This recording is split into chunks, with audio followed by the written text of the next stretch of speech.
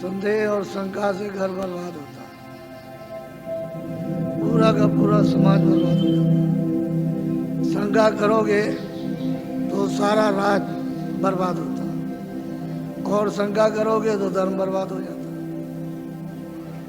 तुम जो सोच रहे होगे कि भाई जय गुरुदेव नाम बाबा जी का है, मेरा नहीं है और ना तुम्हारा है, तो शंका क्यों करते हो? ये नाम उसका है और तुमने अभी शास्त्रों को नहीं देखा। और जो कहते हो हमने शास्त्र देखे हैं, वो आंख बंद करके और बुद्धि को ताक में रखकर। कोई भी नाम हो, विष्णु भगवान के 1000 नाम और परमात्मा के अनेकों नाम, तो शंका क्यों करते? कोई भी नाम सतयुग का, त्रेता का, द्वापर, कोई नाम हो जब तक सिद्ध नहीं होगा तब तक कोई नाम आत्म कल्याणकारी नहीं, आत्माओं को गति नहीं दे सकता।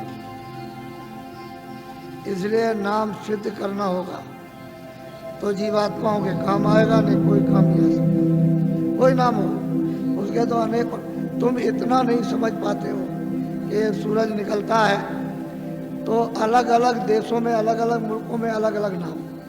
सूरज तो एक ही है लेकिन नाम अलग है। तो तुम ये नहीं जानते हो कि तुम्हारे यहाँ नाम अलग है, दूसरे मुल्क में जाओ अलग, तीसरे मुल्क में। तो परमात्मा का क्यों नहीं समझते हो कि उसके अनेकों नाम? इसलिए शंका मत करो। मेरा नाम नहीं है। आप सोचते होगे कि भाई बाबा जी आए, इनका नाम, मेरा नाम तो तुलसीदास है और आपका भी नाम नहीं, तो ये जय गुरुदेव नाम उस प्रभु का है, फिर आपको किस बात की शंका? बोलो जय गुरुदेव, जय गुरुदेव नाम किसका? अब बड़े ध्यान से सुनो, खड़े खड़े। ये तुम जो यहाँ रह रहे हो इस मृत लोक में, तो ये तुम्हारा देश नहीं, ना यहाँ तुम्हारा घर है, ना यहाँ कोई सामान तुम्हारा। यहाँ तुम सब लोग परदेसी हो। आपका देश, आपका घर नहीं है। यह है बच्चों मृतलोक। अच्छी तरह से थोड़ी सी बातों में मैं सब समझा दूंगा आपको। ये मृतलोक है, ये आपका घर नहीं है। मकान मालिक ने आपको ये जो मकान दिया है, अनमोल मनुष्य शरीर, ये आपको बार बार नहीं मिलेगा। उसने थोड़े दिन के लिए आपको दिया और उसने ये कहा कि देखो भाई, मेरा ये मकान है, शुद्ध है, साफ है, पवित्र, मैं तुमको देता हूँ थोड़े दिन के लिए, और 2 अधिकार मैंने इस शरीर को दिए हैं कि एक अच्छा काम, एक बुरा काम। तो बुरा से बुरा काम करो, अच्छा से अच्छा करो, उसकी तरफ से कोई रोक टोक नहीं है। वो जो भी तुम करोगे अच्छे बुरे काम, सब ये कूड़ा कचड़ा, जितना भी पाप पुण्य का, ये सब जीवात्मा पर लदेगा, उस जीवात्मा पर रखा जाएगा और उसको कुछ मना नहीं करना। उसने तो ये कहा ये अमोलक मनुष्य शरीर है, ये मनुष्य मंदिर है, इसमें जीवात्मा को बैठा दिया। तो मेरे शरीर के द्वारा जो अमोलक है, क्या करना, ये अपनी अपनी जीवात्मा को जगा लो और अपने घर में अपने प्रभु के पास में जाओ, क्योंकि ये मनुष्य शरीर अमूलक है। सारे संसार का धन, सोना चांदी हीरे जवाहरात, इसकी कीमत नहीं दे सकते हैं।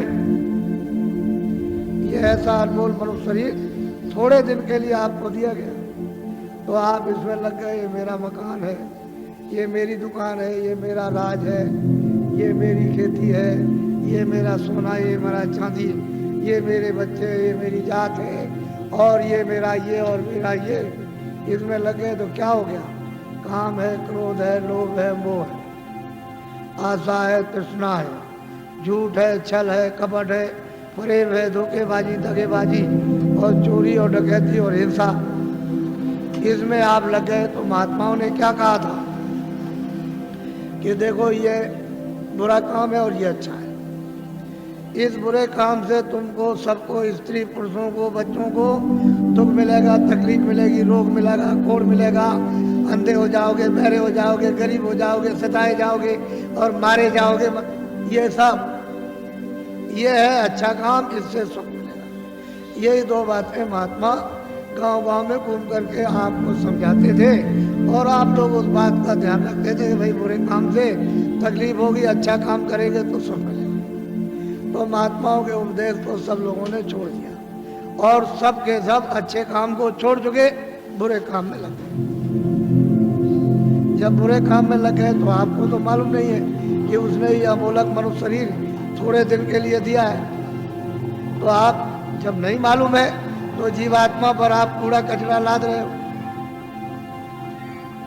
इस पर तो जब घड़ा भर जाएगा तो ये तो बाहर से बहेगा, फूटेगा और टूटेगा और आग निकलेगी, जहर निकलेगा, तो तुमको तो कुछ मालूम नहीं। जब उसका तुम तो समझते हो कि ये मेरा है, तब तक समय इसका पूरा हो गया। अनमोल मनुष्य मंदिर का इसका समय पूरा हो गया। उसने अपने सिपाही बुलाए, इसने मकान मालिक, ये देखो ये लल्लू सिंह है, ये रामनाथ है, ये श्यामवती है और ये लीलावती और ये मतलब जहांगीर है। इनका वक्त और समय हो गया, जाओ फौरन मकान खाली करा। तो कागज कहते हैं वारंट, वो फौरन लेकर के दौड़ पड़ेंगे और वहीं से आवाज देंगे। तुम इस वक्त में वहाँ हो अमेरिका में तो जोर से यही से देंगे कि लल्लू सिंह तुम्हारा वक्त पूरा हो गया और आप तैयार हो जाओ मकान का।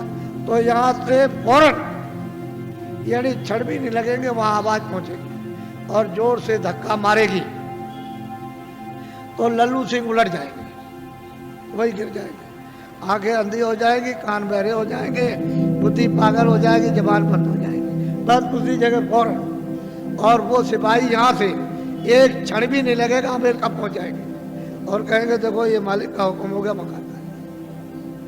तो मन को, बुद्धि को, चित्त को, प्राणों को और जीवात्मा को, रूह को इस अमोलक मनुष्य मंदिर से, जिस्मानी मस्जिद से निकाल बाहर।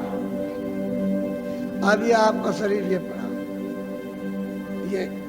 ये मिट्टी है, ये मकान और ये जमीन और ये राज, ये पाठ, घर का सामान, दुकान का सामान, दफ्तर का सामान, ये हिंदी, ये अंग्रेजी, उर्दू, ये आपकी ये पड़ी, ये पड़ा, सब सामान ये पड़ा। अब ये बताओ, ये इनमें से कोई सामान तुम्हारे साथ जाएगा? बोलो जाएगा? तो तू कैसे कहता कि मेरा है? ये कैसे कहते हो मेरा? ये राज मेरा है, ये दुकान मेरी है, दफ्तर मेरा है, ये खेती मेरी है, ये मेरा है, ये कैसे? ये तो तेरा ये भी नहीं तो किराए का मकान है, ये नहीं समझा कि खाली हो गया, ये पड़ा। अगर किराए पर न दिया होता तो वो चेतन जीवात्मा जो परमात्मा की अंश है वो कैसे निकाल दी जाती? किराए पर तो मिला और उसका वक्त निर्धारित समय कि इतने समय के अंदर रहो और इसके बाद अपना काम करो, मत करो तो निकलो। तो तुमको लाभ क्या हुआ? तुम अचानक में निकाल दिए गए अनमोल मनुष्य, ये बार बार मिलेगा? अरे तुम खड़े हो, ये बार बार मिलेगा? कितने युगों के बाद, कितने सतयुग, कितने त्रेता, कितने द्वापर, कितने कलयुग खत्म हो गए और उसका जो पुण्य है वो एक एक बूंद तुम्हारा जमा हुआ मनुष्य शरीर प्राप्त करने का, और कितने युगों के बाद आपको ये मनुष्य शरीर मिला और आपको कहते हैं ऐसे ही मिल जाएगा? ये कोई तमाशा है? तुम्हारे घर का ये कोई खेल है? कैसे मिल जाएगा? ये अमोलक चीज है, इसको हीरे जवाहरात इसकी कीमत नहीं, लेकिन थोड़े दिन के लिए मिला। इसमें जीवात्मा को ये अवसर दिया कि देखो शुद्ध पवित्र मकान है, तुम इसमें अपनी जीवात्मा को जगा लेना और घर में अपने पहुंचा दो पिता के पास, प्रभु के पास, उस मालिक के पास, उस स्वामी के पास जो वो सर्वेश्वर है, इन जीवात्माओं का जो मालिक है, जो प्रभु है, उसके पास पहुंचा दो और मकान मेरा मुझे दे दो, शुद्ध है, सच और साफ देना। तो आपने कुछ शुद्ध साफ रखा, आंख गंदी, कान गंदे, जबान गंदी, मन गंदा, बुद्धि गंदी, चित्त गंदा, जीवात्मा गंदी, हाथ गंदे, पैर गंदे, इतने तुमने कैसे कैसे कर्म किए तो गंदगी को तुमने लाद लिया। ये पहाड़ों की तरह से गंदगी जमा हो गई, तो बताओ इस जीवात्मा का उबार कौन करेगा? मैं वहां वो बात सुनाने नहीं आया जिसको तुम समझ रहे होगे। ये खेती करो, दुकान करो ठीक से, और दफ्तर का काम ठीक से करो। मैं कब मना करता हूँ? आप जो भी सामान लेकर खेती से, दुकान से, दफ्तर से आओ, और जो पैसे लेकर आओ बाजार में खरीदो, अनाज खरीदो, सब्जी खरीदो, फल खरीदो, कपड़े खरीदो, और सामान और दवा खरीदो, और मकान अच्छा बनाओ, और झोपड़ी अच्छी लेकिन ये तो समझो कि ये सब सामान किसके लिए? इस किराए के मकान के लिए। ये पंचभौतिक शरीर है, इसके लिए आपको दिया कि कपड़े दो, खाना दो, दवा दो, इसको निरोगी रखो, यानी रोग ना होने दो। ये आपको बताया, ये आपको बता रहा हूं कि ये सामान सब इसका है, तो आप लाख जोड़ो, करोड़ जोड़ो, अरब खरब रखो, लेकिन ये तो समझो कम से कम कि ये इसका है, इसमें जीवात्मा का रत्ती भर भी नहीं। ये सोच, तो जब ये खाली हो जाएगा तो ये पड़ा और ये ना ये इसके काम और ना ये इसके काम, और फैसला है। तुमको जो होना है वही तुमको बता देता हूँ। तुमने घर में जरा भी ध्यान नहीं दिया। तुम हिंदू हो, मुसलमान हो, सिख, ईसाई हो, कि तुम्हारे घर में बच्चा बच्ची पैदा होता है, मखमल पहन के आता है, रेशम पहन के आता है, क्या कोई सोना चांदी लेकर आता है? ये जमीन और मकान नंगा आता रोता हुआ। तो तुमको सबको ये देखना चाहिए, भाई कुछ लेकर नहीं आया, ये तो खा लिया। रो रहा है तो अपनी पीड़ा में, अपने दर्द में रो रहा, उसको दर्द और पीड़ा हो रही, सहन नहीं हो रही है, और माँ कहती है अरे बच्चा चुप हो जा, कुछ करती है, लेकिन उसको न देख सकता, न सुन सकता, न बोल सकता है, तो कुछ भी नहीं कर सकता, रोता ही रोता है खाली। तो दर्द में रोता है, पीड़ा। तुम जब इधर आए, जरा बड़े हो गए, तो तुमको बताया ये सब, और तुम्हारे जाने का जब समय हो गया तो तुम्हारी बुद्धि यहाँ रखवा ली, और देखना यहाँ रखवाया, और सुनना यहाँ रखवाया, बोलना यहाँ रखवा लिया, सब रखवा लिया उसने जितना भी था। और तुमको मतलब यह है कि निकाल बाहर किया, फिर तुमने उस पर कपड़े डाल दिए। क्यों? कि भाई अब देखा नहीं जाता, अब देखा नहीं जाता, अब तो डर लगता, घृणा हो गई, तो कपड़ा डाल देते। तो इतना नहीं तुम देखते हो, जब ले जाते हो कपड़ा ढक करके, तो वहाँ गड्ढा खोद के गाड़ देते हो, लकड़ियों पर रख करके, और इसको रखते हो और जलाते हो। तो तुमने आग लगाते देखा नहीं कि फुक हृदय, यानी कपड़ा जल गया, नंगा हो गया। तो तुमको ये नहीं दिखाई दिया कि कोई कपड़ा लिया जा रहा है, कोई सोना, कोई चांदी, कोई मकान, कोई बाल, कोई बच्चे, कोई रिश्तेदार, या हिंदी, अंग्रेजी, उर्दू लिए जा रहा?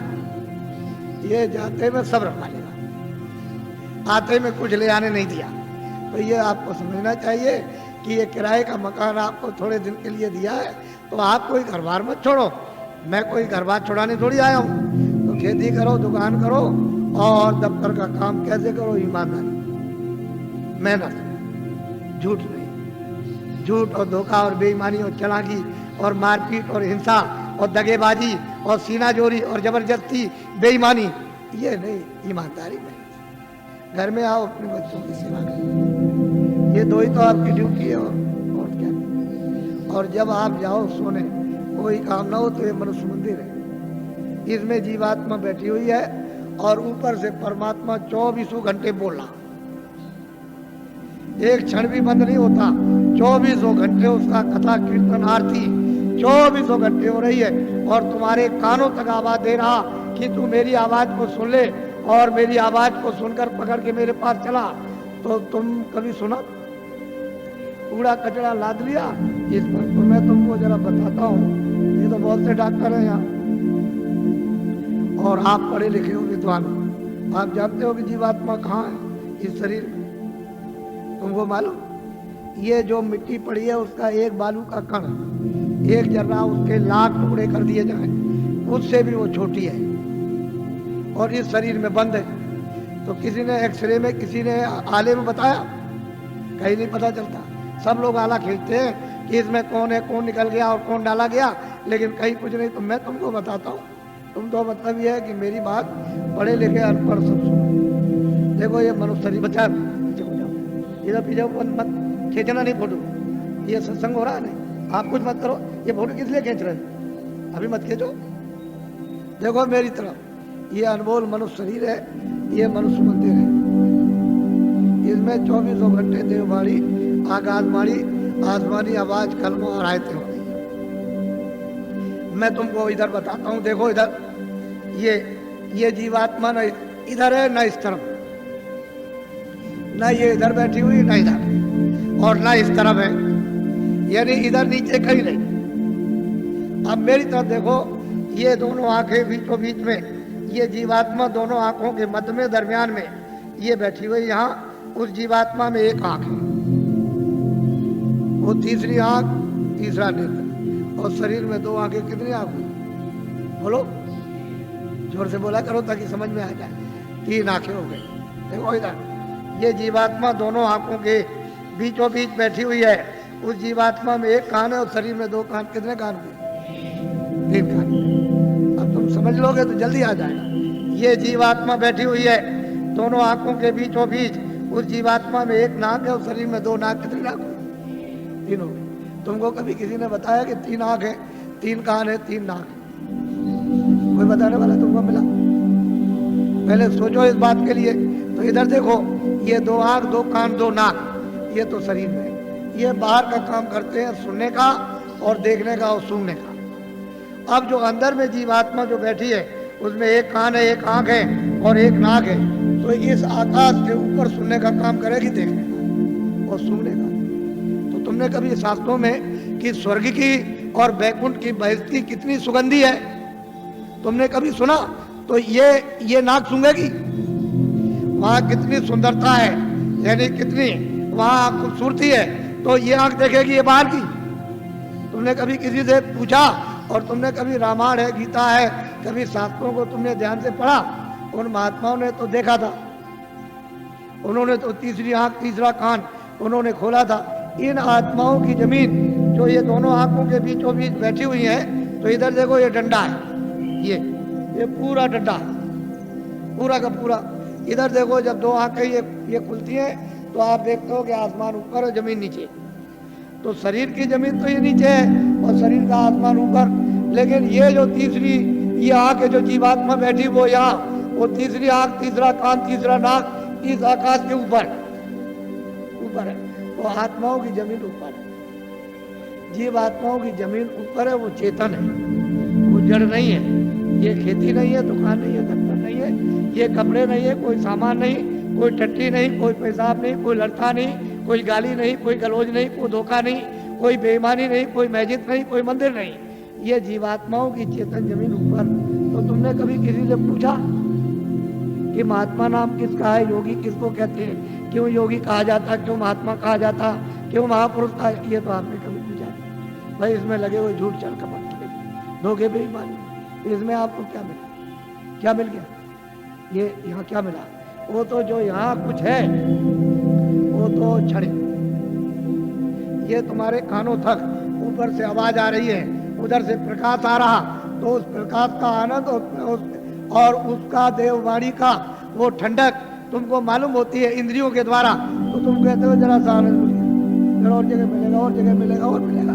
वो देखने में मिल जाएगा, सोने में मिलेगा, कपड़े में मिलेगा, मकान में मिल जाएगा, खाने में मिल जाएगा, स्त्री में मिलेगा, बच्चे में मिलेगा, चलो राजपाट में मिल जाएगा, सारी दुनिया पर राज करना। लेकिन वहां गए कुछ है, अरे ये लोग हैं, ये भूल भैया रास्ते से आए थे, रास्ता छोड़ दिया, आंखें बंद हो गई, कान बंद हो गए, सब बंद हो गया, रास्ता भूल गए।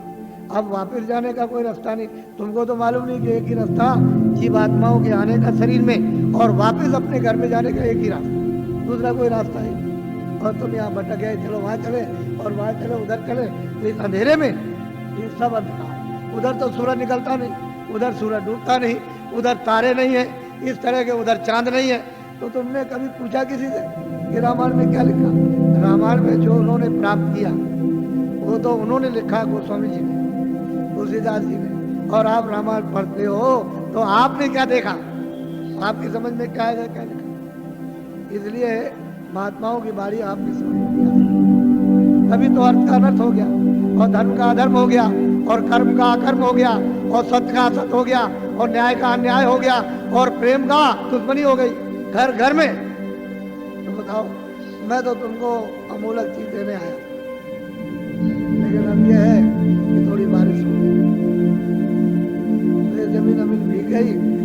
समझते हो हमारे कपड़े गंदे हो जा रहे, कपड़े तो बच्चा गंदे होते ही हैं और होंगे ही, लेकिन जो जीवात्मा जो कितने जन्मों से गंदी हो गई, कभी तुम इसकी सफाई करके इसको आजाद स्वतंत्र कभी करोगे? कभी तुमको ये मौका मिलेगा? ये तो समय निकला जाए, अभी बस समय खत्म हो रहा, बहुत तो समय चला गया आपका, बहुत बरस आपके निकल गए, अब ये थोड़े से रह गए वो भी निकलने वाले, बस फौरन वारंट अभी कटता है और तुमको निकाल देगा। बस सुई की नोक और बालू का एक कण एक जरा जगह किराए का, तो अमोलक चीज, ये अनमोल मनुष्य मंदिर में ये जीवात्माओं का अमोलक धन। तो तुमने ये तो कभी सोचा नहीं कि भाई हमने जीवात्मा के लिए अभी तक क्या इकट्ठा किया, उसके लिए कौन सा धन कमा के रखा कि जब तुम यहाँ से जाने लगोगे तो जीवात्मा की रक्षा हिफाजत होगी। उधर तो कोई मदद करेगा नहीं, उधर तो इधर से निकालेगा और उधर उसने हिसाब कर दिया कि इनको ले जाओ, इन्होंने बड़े मृतलोक में जाकर बड़े दुष्कर्म, बड़े मतलब बुरे काम और पाप कर्म किए, तो इनको ले जाओ कुत्ते में बंद करो जाकर के, तो कुत्ते में बंद, कुत्ते से निकाला बिल्ली में बंद, बीच से मिला तो गधे में बंद, गधे से निकाला ऊँट में बंद, तो ऊँट से निकाला किसी पंछी में बंद, तो 4 खाने 84 लच्छोनिया, फिर तुमको ये मनुष्य शरीर किधर मिलेगा? तुम तो ये सब जानते नहीं, तुमको तो ये सब मालूम नहीं, तुमने तो देखा नहीं, इसलिए मैं तुमको अमूलक कुछ आत्म धन चलते चला, जीवात्मा के लिए कुछ आत्म धन, यानी ईश्वरीय खुदाई रूहों को खजाना, उनको कुछ दे दो इस जिसमें शरीर में, तो इसका भला हो जाए, नहीं तो ये जा रही है तो दब गई, ये इसको कौन छुड़ाएगा? बिना महापुरुष बिना जानकार के इसका रास्ता कौन जानता है? कोई नहीं जानता, सब बच्चे हुए भूले, वो अमोलक चीज लो उसको देना चाहिए। इसलिए तुम ऐसा मत समझो कि कोई बाबा जी जय गुरुदेव है, बाबा जी भगवान है, हम तो पक्के आपके सेवक,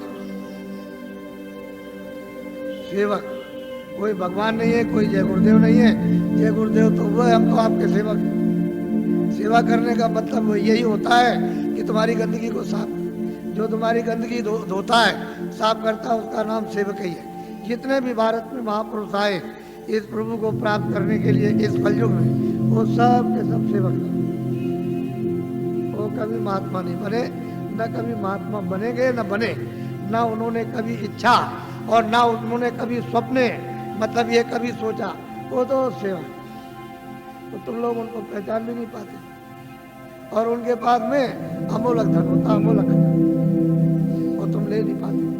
इसी जमीन में वो भी आते हैं, इसी जमीन में तुम हो, तुम इसमें लगे पड़े हुए हो, और वो यहाँ से निकल के चले गए और तुमको कहते हैं भाई जल्दी कुछ अपना काम करो, नहीं तो ये पराया काम, ये बोझा ढोते हो, ये तो छूटने वाला है, तो ये शरीर चला जाएगा, ये तो मकान तुम्हारा नहीं हो, ये सामान पड़ा जाएगा। तो अमोलक चीज, अमोलक धन है, तुम्हारे स्वास्थ्य खजाना रखा अथा, लेकिन अब क्या करे बेचारी जीवात्मा, ये इसमें बंद है, इस कोठरी में बंद हो गई, अब इसको कुछ नहीं सुनाई दिखाई, कुछ नहीं दिखा, तो कोई महात्मा मिले तभी तो उनकी कृपा दया दृष्टि हो, और वो कुछ मतलब ये शुद्धि सफाई करें तो कुछ रास्ता दे दे तो अच्छा रहेगा।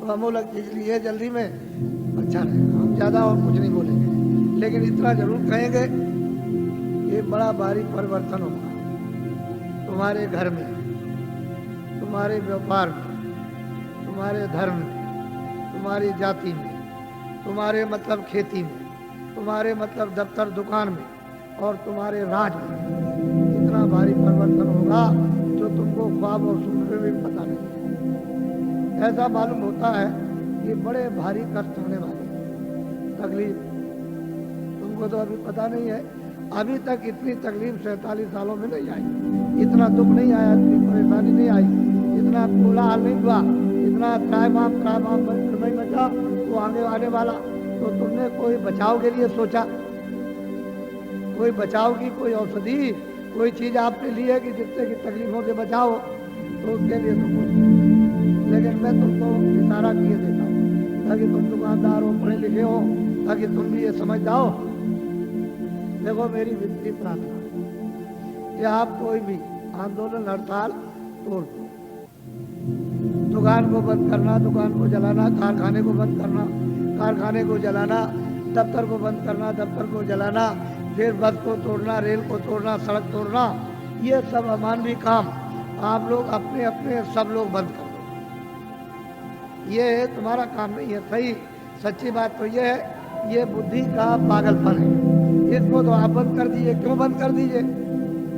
यही जब तुमको राज मिला था और खजाना तुमको मिल गया, फौज फाटा, कागज पत्थर और दफ्तर मिल गए, प्रजा मिल गई, तो इसको सबको उपदेश करना चाहिए था कि ये सब सामान तुम्हारा है।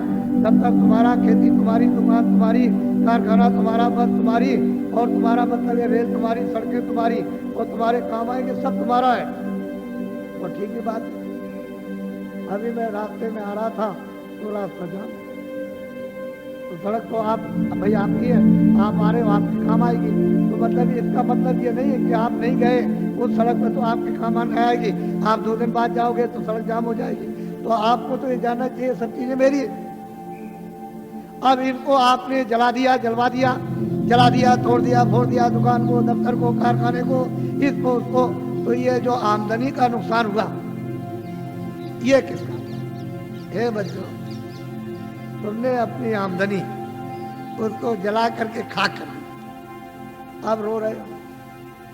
तो ये लोग राज कर रहे प्रांतों में और वहाँ सेंटर में, तो देखा इनको कि भाई अब पैसा नहीं रह गया, अब क्या किया जाए। तो ये बाहर भगे, बाहर से ले आए कर्जा मांग करके, हमारा देश गरीब है तो हमको कर्जा दे दो। सब देशों से मांगा है और सब से ले आए। कितना ले आए इसको वो जाने, आप तो जान नहीं सकते हो। लेकिन इतना कर्जा ले आए कि दे नहीं सकते, और उस कर्जे का इतना ब्याज हो गया, नहीं दे सकते। अब कहाँ लगाए कहाँ नहीं लगाए तो आप जानो। लेकिन मैं तो इतना ही कह सकता हूँ।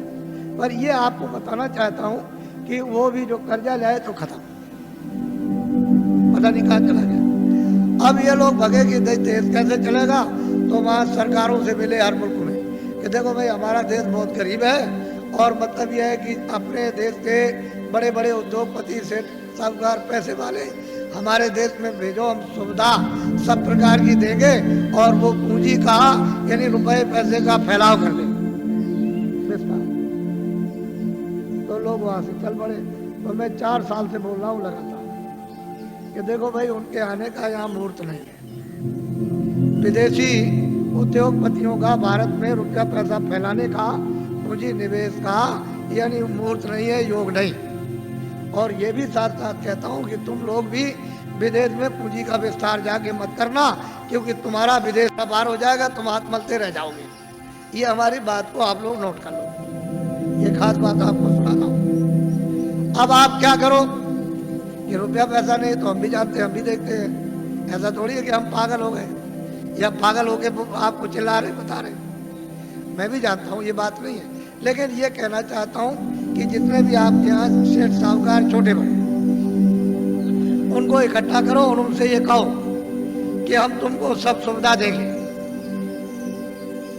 तुम कहीं से भी रुपया पैसा ले आओ, तुमसे पूछा नहीं जाएगा तुम कहाँ से ले आए। और इनकम टैक्स, सेल टैक्स इस पर नहीं लगेगा। ये कारखाना लगाओ छोटा बड़ा, 1 साल में या 1.5 साल में 2 साल के अंदर छोटा बड़ा कारखाना लगा दो। और इतना ही काम आप सेठ साहूकारों को करना है कि जितने बच्चे यानी छात्र स्कूल में पढ़ते हैं इनको नौकरी और काम दे दो, बस इतना ही। हम आपको पूरी सुविधा देंगे। तो आप ये क्यों नहीं सोचते जो आपको दिशा बताई जा रही?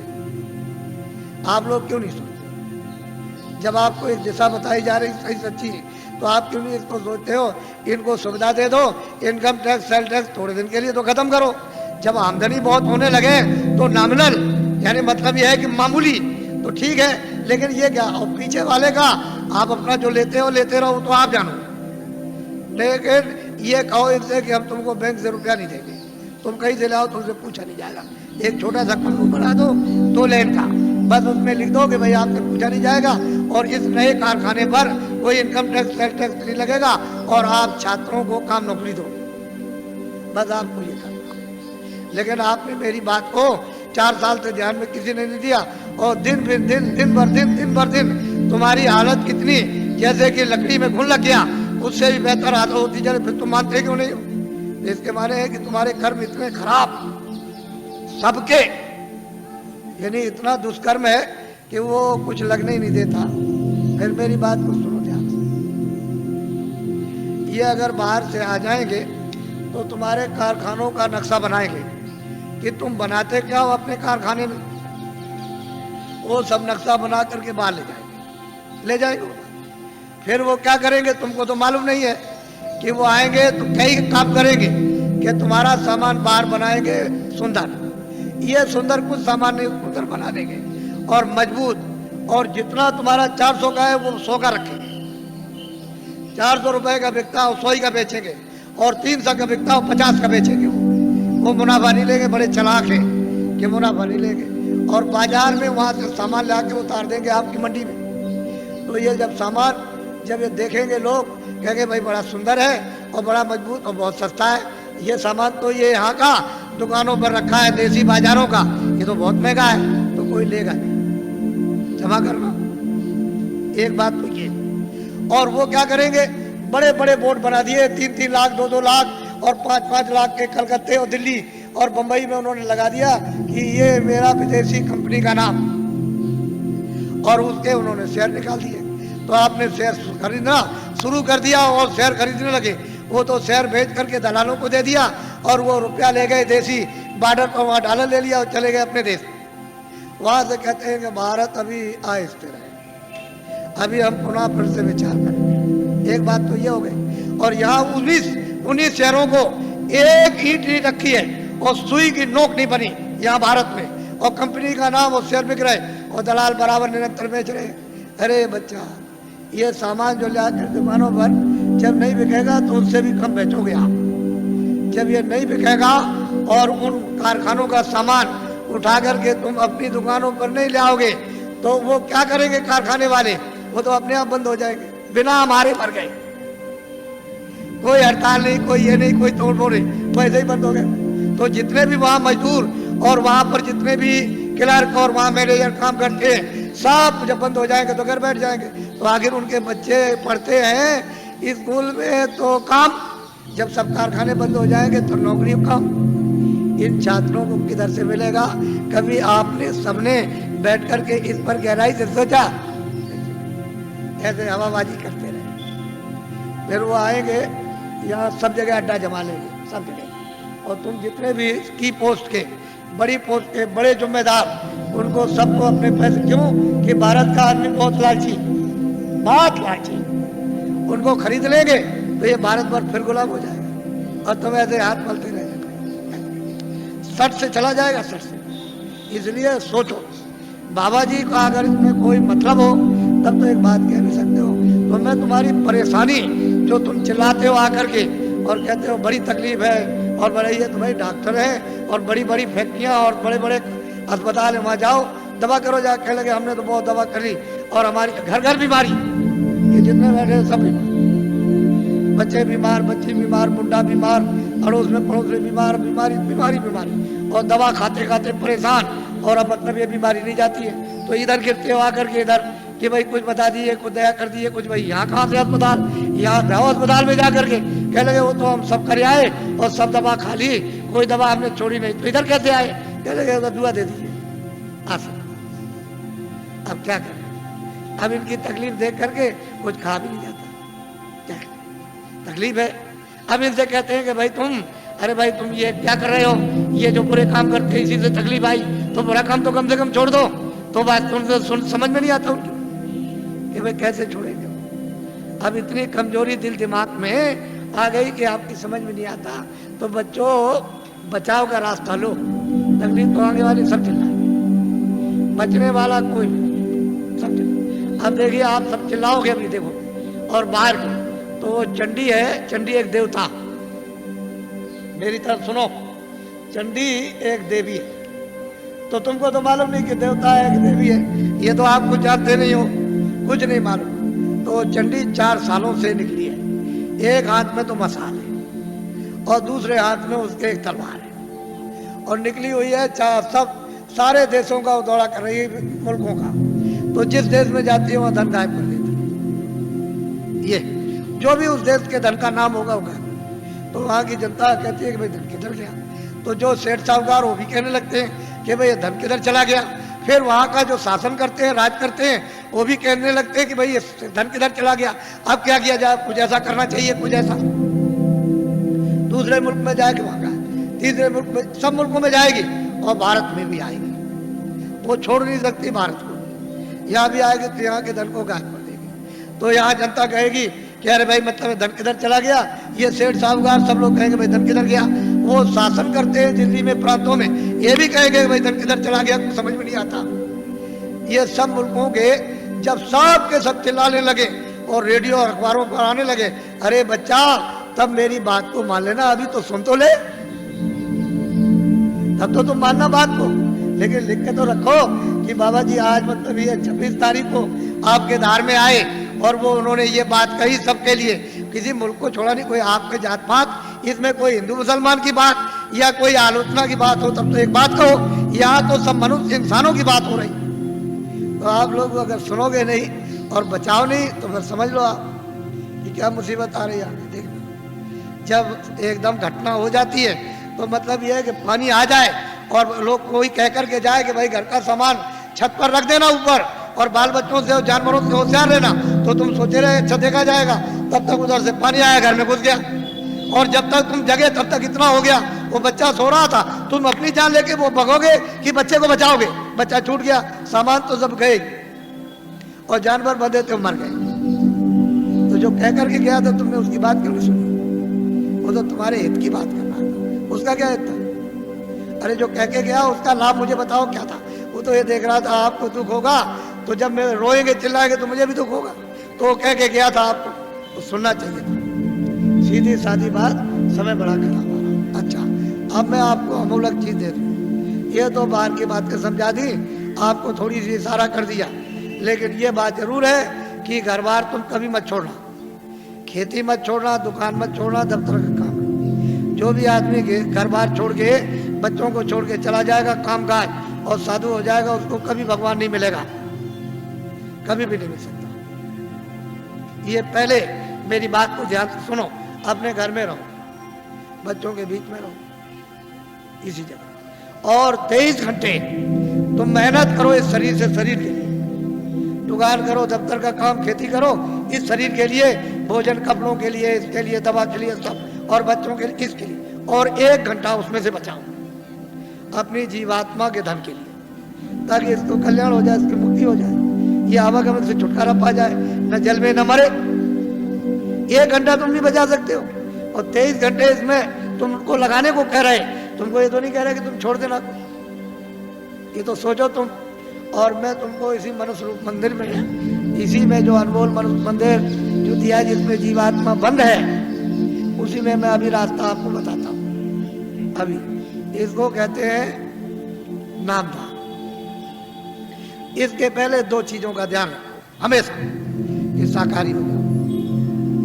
जितने भी अनाज है, सब्जी है, फल है, दूध है, घी है, 100 बार खाओ। कितने बार? 100 बार। तुमको भूख लगे उससे भी ज्यादा खाना, तुमको कोई मना करने आए तब कहना। अच्छे मकान में रहो, अच्छी झोपड़ी में रहो, मना कौन करता आप? लेकिन शाकाहारी, अशुद्ध आहार मत करो।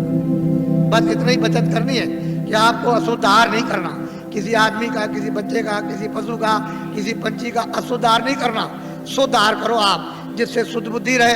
भाई इतना ही तो आपको बताना, क्योंकि अशुद्ध आहार से तो तरह तरह घर में झगड़ा, बाहर झगड़ा, ये झगड़ा, वो झगड़ा, ये बीमारी, वो बीमारी, वो बीमारी, वो बीमारी, वो बीमारी, वो तो फैलने वाली है। अभी बीमारी जो फैलेगी उसको तो अभी आपने देखा ही नहीं।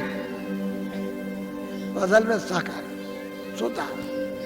दूसरा है बीड़ी पियो, तंबाकू पियो, हुक्का। मैंने तो कभी पिया नहीं, मुझे तो मालूम है नहीं कि हुक्का, बीड़ी, तंबाकू कैसा होता। लेकिन ये बच्चे जो 18 साल 20 साल के खड़े हैं, वो बीड़ी तंबाकू हुक्का नहीं पीते, कभी मत पीना। जो बच्चे नहीं पीते कभी मत पीना, एक खराब आदत में डालना। जो पीते हो पी लो, आपके लिए। लेकिन बच्चों बच्चियों, ऐसा कोई नशा मत करो जो तुम्हारी बुद्धि पागल हो जाए। तुमने इसको नहीं सोचा? कोई नशा मत करो किसी तरह का हो जो बुद्धि पागल हो जाए और तुम अपने घर में बच्चे बच्ची को और अड़ोस पड़ोस से बहू बेटी को पहचान न सको। ऐसा कोई नशा मत करो। और चले जा रहे हो तुम तो सामने तुमने समझा कि जमीन बराबर, और वहाँ गड्ढा मिला, उसमें पैर चला गया तो पैर टूट गया और सिर लड़ गया गड्ढे में तो सिर फट गया, मर गए। ऐसा कोई न रामायण कहती है, न महात्मा कहते हैं, न कुरान कहती है, न फकीर, न मस्जिद कहती है, न मंदिर कहते हैं, न शिव जी कहते हैं, न आपको कोई और। ये कोई ओ जो कहते हो शिव जी भांग पीते थे, भांग पीते थे, भांग पीते, तुमने भांग पीते हुए देखा? वो भांग नहीं थे, वो कोई और नशा था। ये झूठी बात है। जो लोग उनके नाम से भांग पीते और कहते हैं वो भांग पीते थे, भांग नहीं पीते थे। ये ऐसा देवता कभी भांग नहीं पीता, वो भांग नहीं पीते। लेकिन तुमने ये दो चीजों से बचो, बाकी तो कोई मैंने मना किया।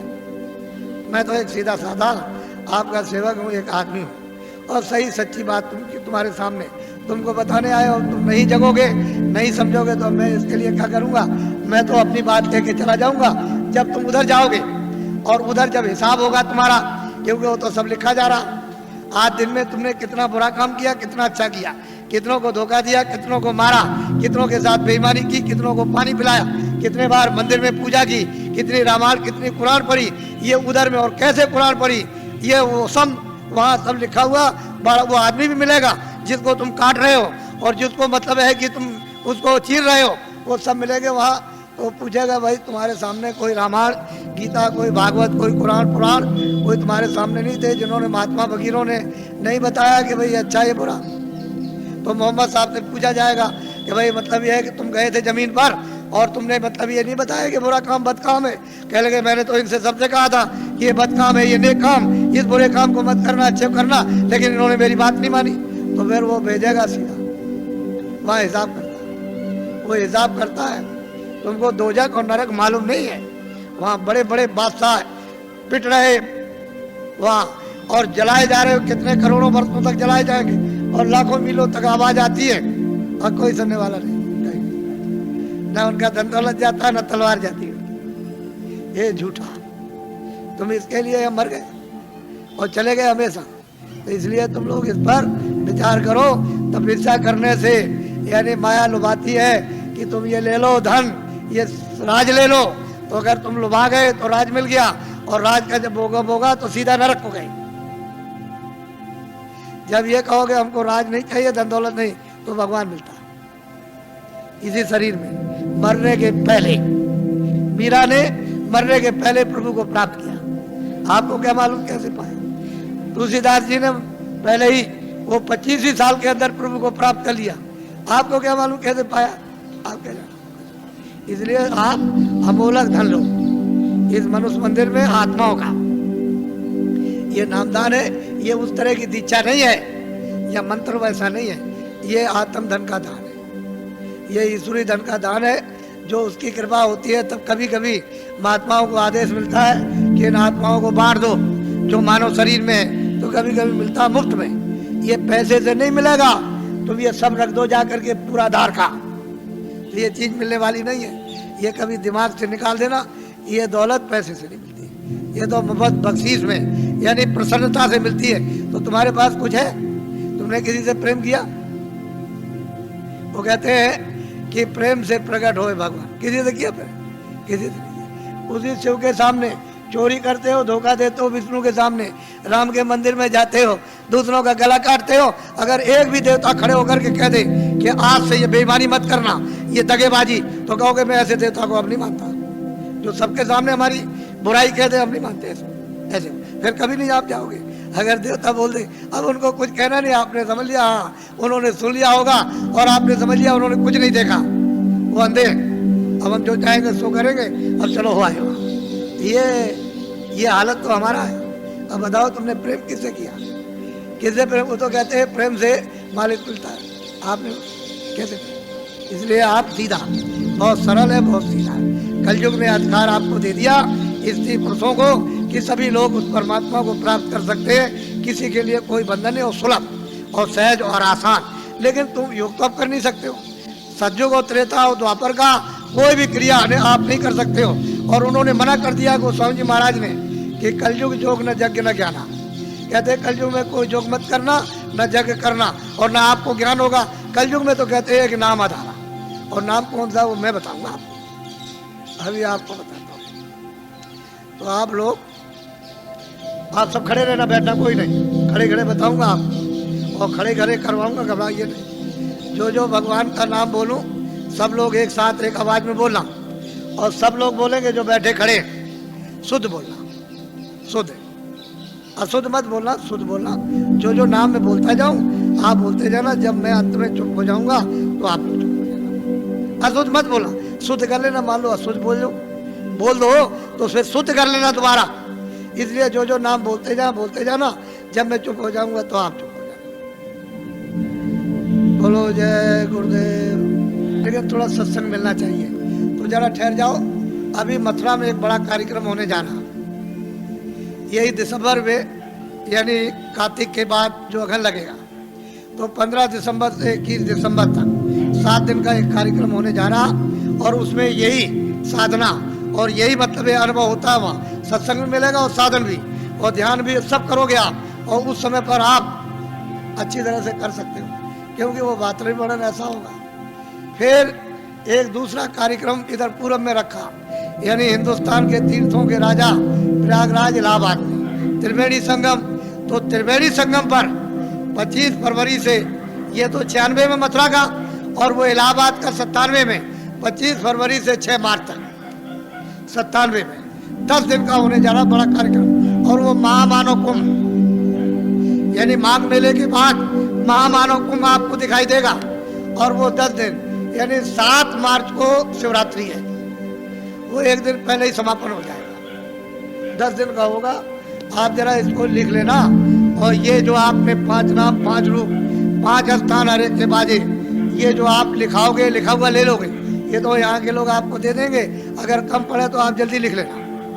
फिर दूसरी बात यह है कि थोड़ा सा पता भी दे दिया करो, कि कभी कोई पूछा जाती हो कि साधन भजन करते हो कि नहीं करते, कि ऐसे गए लेकर के ताक में रख दिया।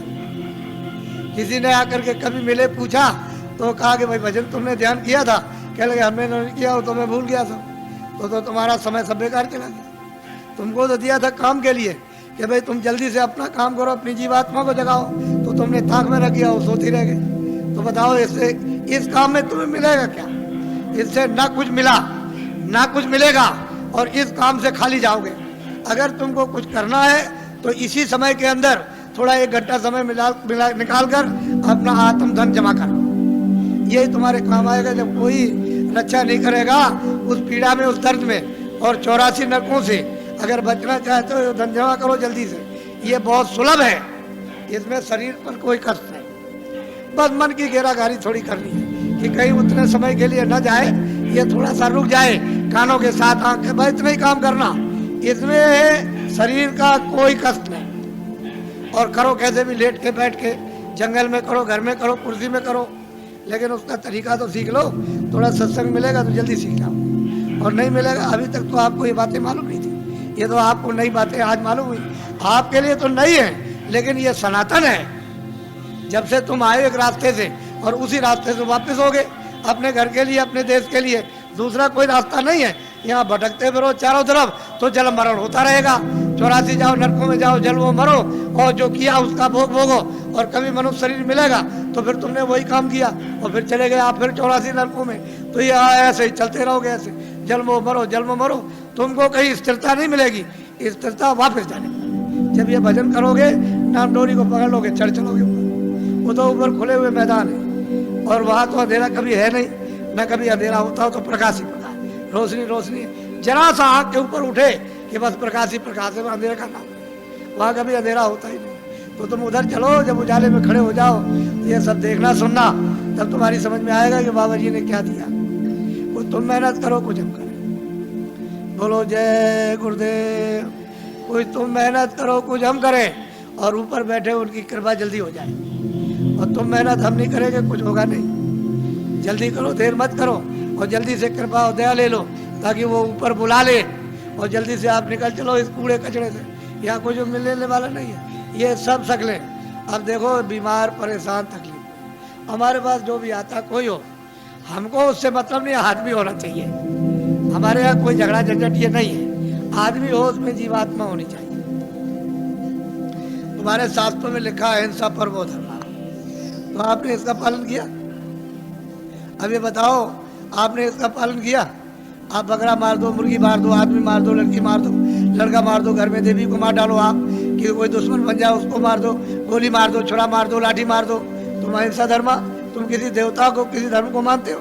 कुछ नहीं, वैसे ही कहते हो, जानते कुछ नहीं, वैसे ही कह दिया बस, और कुछ नहीं, ऐसे ही। तो इसको समझ लो अच्छी तरह से समझ लीजिए आप मोटी बात को। बोलो जय गुरुदेव, जोर से बोलो जय गुरुदेव। जय गुरुदेव नाम किसका? अब ये इनको दे देना बच्चा, इनको नोट करा दो, और कुछ लोग जल्दी मिल जाए तो इनका पता भी नोट कर लेना। और कभी कभी इनसे पूछते रहना, यहाँ जो रहते हो उनको, कि भाई भजन करते होगे नहीं? तुमसे जब पूछेंगे भजन के लिए कि बोलो भजन किया कि नहीं किया, तुमने ध्यान किया, सिमरन किया कि नहीं किया, और तुमको मिला तब तो तुम करोगे ही। तुम जरा सा जितने दिन बताया उतने दिन कर लो पहले, बात की बात बाद में सोचना। हर रोज तुम महीने 2 महीने समय दो, नागा मत करना, तब तुम देखोगे तुमको क्या मिलता। तुम एक दिन भी नहीं बैठो तो मैं क्या करूँगा? मैं तो दरवाजे पर आकर काम करूँगा। तो अंदर तुम्हारा घाट है, तो जीवात्माओं का घाट अंदर, वहाँ बैठोगे तब तो काम करूँगा। और तुम बाहर फैले रहोगे तो कैसे काम होगा? तो बाहर से बोलूँगा कि भाई बाहर इधर से लगो, अंदर चलो। अंदर तो खुला हुआ, खुले हुए लोग, उधर स्वर्ग भी है, बैकुंठ भी, बड़े बड़े लोग हैं, उधर ब्रह्मांड भी है, उधर ब्रह्मा भी मिलेंगे, विष्णु भी मिलेंगे, शिव भी मिलेंगे, देवी देवता भी मिलेगी, ईश्वर, उधर बड़े बड़े अनेकों लोग, अनेकों ब्रह्मांड अनगिनत। लेकिन रास्ते से चलो तब मिलेगा, कैसे मिल जाएगा? बोलो जय गुरुदेव। अब देखो जितनी तकलीफ आपको हमको सब मालूम है। हम किसी के सिर पर हाथ रख देते हैं तो अपने को फौरन पता चलता है, ऐसे ही रखकर बस इतना ही रख दिया, मालूम हो गया कि तुमको कितने प्रकार की तकलीफें हैं। और यह भी पता चल जाता है कि तुमने क्या अपराध किए। हमने तो आपसे कुछ कहा नहीं, हमने कोई घृणा तो की नहीं, या कोई नफरत की हो आपसे, तो आपको तो ये सोचना चाहिए था। हम तो आपकी भलाई के लिए सोचते हैं। कुछ तकलीफ चली जाए, 1 पैसे 2 पैसे, कुछ बीमारी चली जाए, कुछ परेशानी चली जाए, कुछ ये झगड़ा झंझट चला जाए, 1 पैसे 2 पैसे, 1 आने 2 आने, तो तुम कुछ वो भी नहीं लेना चाहते हो, तो फिर आत्म कल्याण क्या करोगे? कुछ नहीं कर पाओगे। तो आप महात्माओं के पास तो बहुत कुछ होता है, तुम्हें लेने नहीं आता, और दे दे तो तुम रख नहीं सकते, फेंक दोगे। तुमको अभी क्या मालूम? कुछ नहीं। लो भाई जल्दी से, अब बता दिया, आप कुछ नहीं बता। ले उनको कागज बांटो और जल्दी से उनको बांट के समाप्त करो। अच्छा लेन में बैठ जाओ, लेन में बैठो। अब लेन में कागज बढ़ जाएगा, कागज ले लेना, कतार लगा लो लेन में, अभी मैं सबसे मिलूंगा, आपको घबराने की जरूरत नहीं। बोलो